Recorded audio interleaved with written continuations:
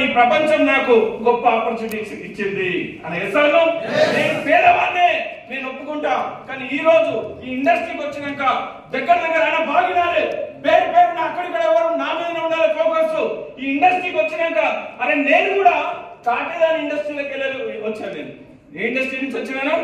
చెర్లపల్లికి వస్తుంటే ఈ పబ్లిక్ అందరూ చూస్తుంటే ఇళ్ళని చూస్తుంటే నాకు కూడా చాలా ఆనందం అనిపించింది. అప్పుడు ఎప్పుడో నేను కాటేదాని ఇండస్ట్రీలోకి వెళ్ళి వచ్చిన.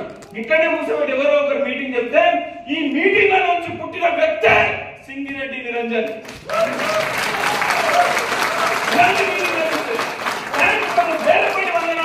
ఇలాంటి ఒక అద్భుతమైనటువంటి కార్యక్రమాన్ని ఇచ్చి నువ్వు కూడా ఈ ప్రపంచానికి ఒక హీరో అని చూపించినటువంటి వ్యక్తులు ఎవరైతున్నా వాళ్ళందరూ కూడా థ్యాంక్స్. హలో